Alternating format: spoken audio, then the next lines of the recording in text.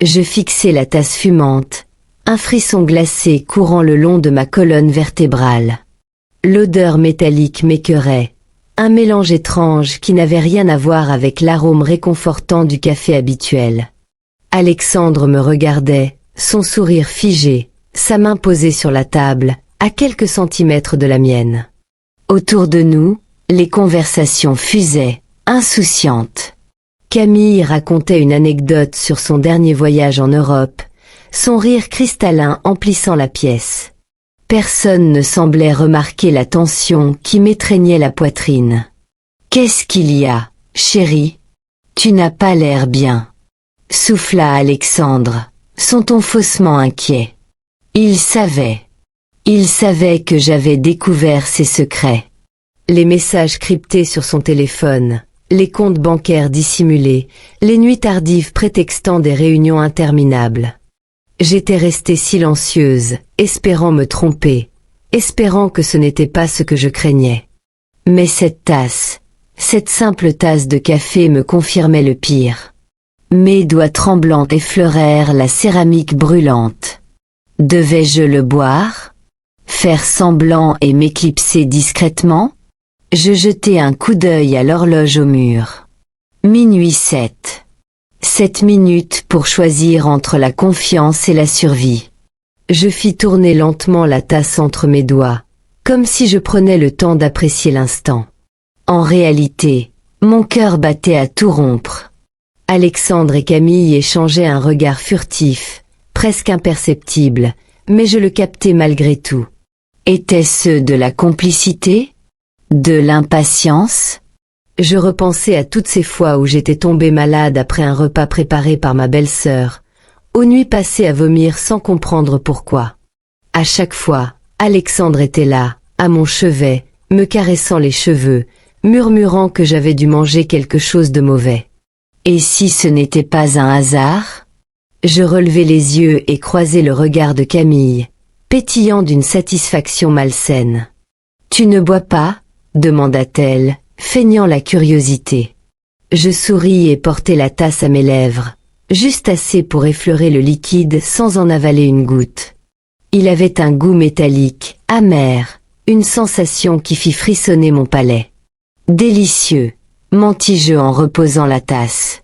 Mais il fallait agir, et vite. L'horloge murale marquait minuit 37. Mon esprit calculait déjà la suite. Feindre un malaise? Renverser accidentellement le café? Discrètement échanger les tasses? Une chose était sûre, je ne serais pas leur victime ce soir. L'air dans la pièce semblait s'alourdir, chaque seconde s'étirant dans une tension invisible. Je savais que je ne pouvais plus me fier aux apparences. Alexandre et Camille jouaient à un jeu dont je ne connaissais pas toutes les règles, mais j'étais certaine d'une chose. J'en étais la cible. Je jetai un regard furtif à la tasse encore fumante devant moi. Alexandre, les coudes posés sur la table, m'observait avec une attente presque amusée. Camille, elle, masquait mal son impatience derrière un sourire trop large. Je me forçai à rire doucement. Vraiment? Quelle dévotion! Mon ton se voulait léger, mais je sentais la sueur perler dans ma nuque. Une idée me traversa l'esprit.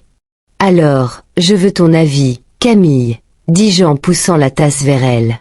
« Tu as toujours été plus experte que moi en café. Dis-moi ce que tu en penses. » Son sourire se figea imperceptiblement. Un battement de cils de trop, une hésitation infime. Puis elle rit, secouant la tête. « Oh, mais c'est ton moment, Claire. Je ne voudrais pas te le voler. » Mon regard croisa celui d'Alexandre. Un éclair d'agacement traversa ses traits avant qu'il ne se reprenne. L'horloge marquait 1h05. Mon estomac se serra. Je n'étais pas paranoïaque. Ils attendaient quelque chose. Mais cette fois, j'étais prête. Camille haussa à peine un sourcil, mais je vis sa main se crisper légèrement sur la cuillère. Alexandre, lui, esquissa un sourire encourageant, trop pressant, trop artificiel. Je laissai le liquide frôler mes lèvres sans en avaler une goutte. Son odeur persistante me soulevait toujours le cœur. Avec une lenteur calculée, je reposai la tasse, feignant une hésitation. « Il est particulier », dis-je prudemment. Le regard d'Alexandre se fit perçant. « Tu n'aimes pas ?» Camille intervint aussitôt, son ton trop léger pour être naturel. « Tu es peut-être encore un peu fragile depuis ton dernier malaise. » Je ne répondis pas. Un silence s'installa, épais, oppressant. L'horloge marquait 1h32. Puis, un déclic dans mon esprit. L'heure. Le moment. Je me souvenais soudain d'un détail anodin, mais troublant. Chaque incident avait eu lieu autour de la même heure. Un schéma que je n'avais jamais relevé jusqu'à maintenant. Mon cœur s'emballa. Si je n'avais pas encore de preuves tangibles, je savais qu'il était temps d'agir. En fait, je crois que je vais le garder pour plus tard, annonçai-je avec un sourire. Je préfère le savourer tranquillement. Camille et Alexandre échangèrent un regard. Une ombre de contrariété passa sur leur visage. Ils venaient de comprendre que je me doutais de quelque chose.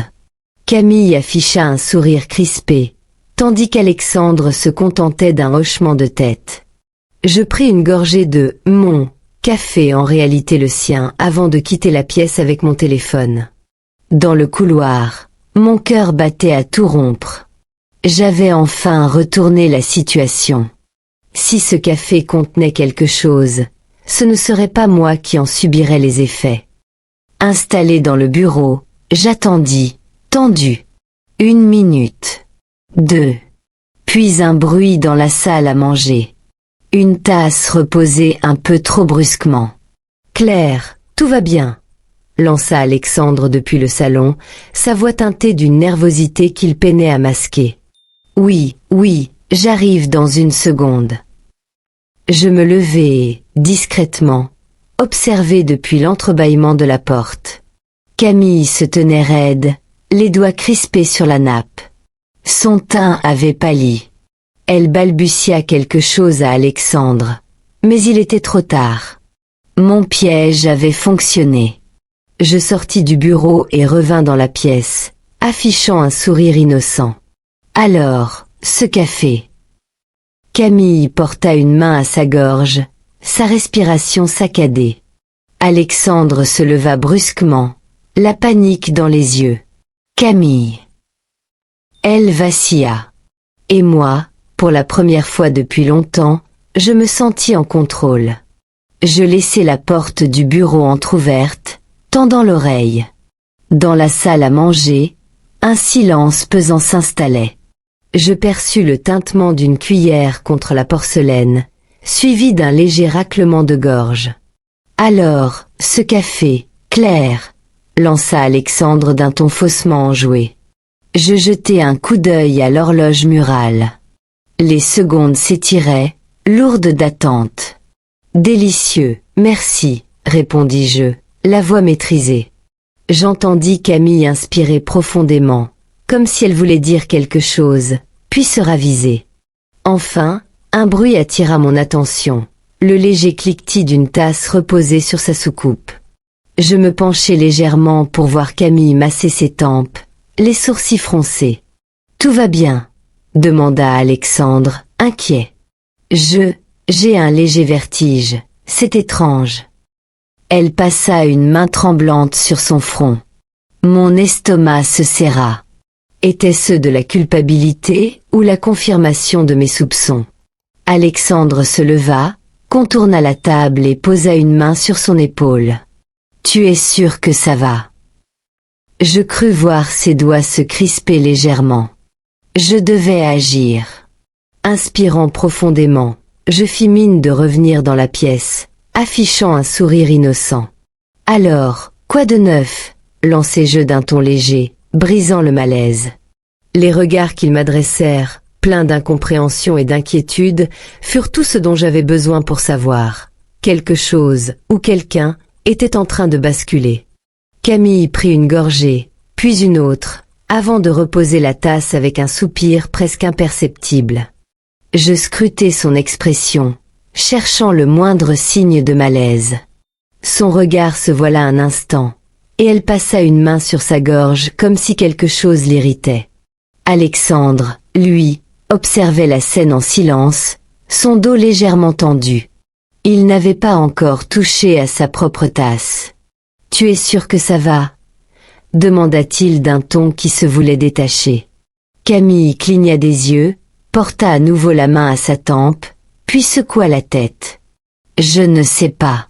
J'ai un drôle de goût en bouche. » Son regard se posa sur la tasse, puis sur moi.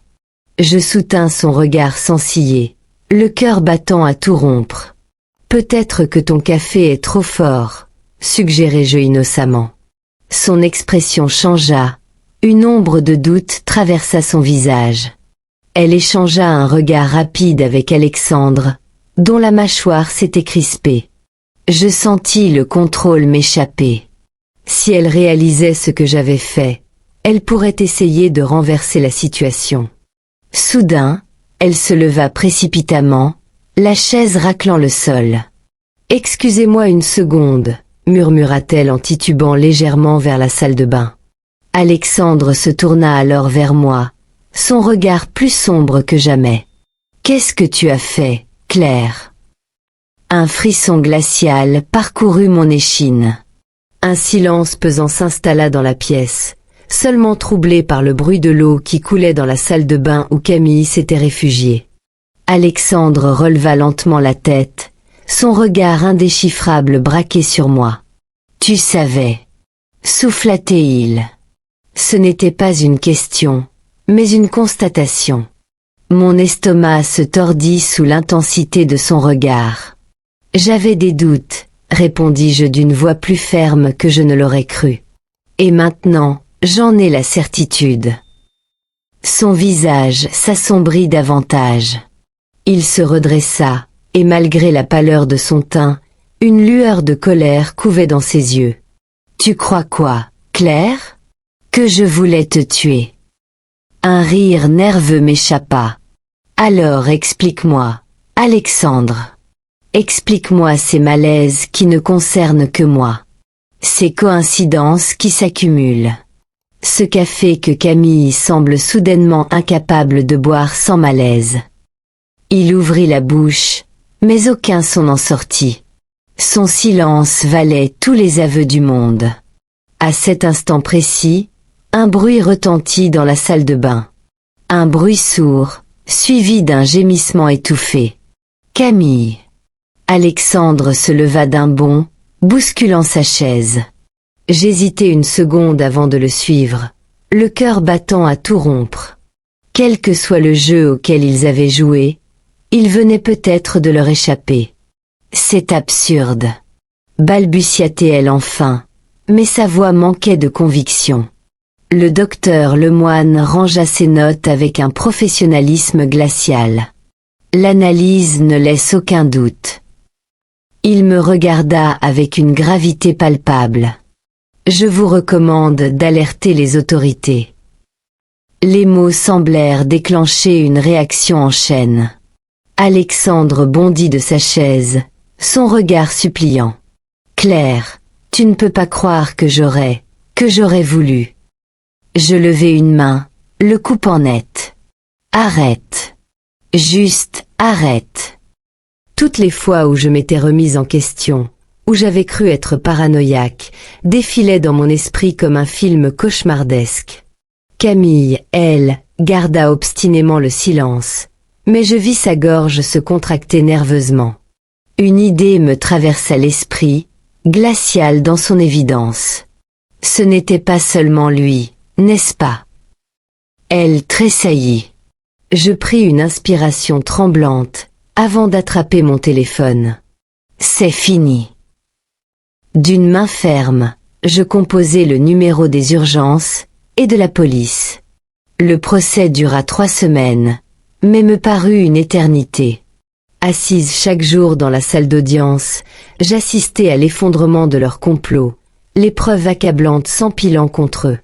L'attitude d'Alexandre et Camille parlait d'elle-même. Lui, incapable de soutenir mon regard, elle, réduite à une ombre d'elle-même. Lorsque le verdict tomba, un sentiment de soulagement m'envahit. J'étais enfin libre.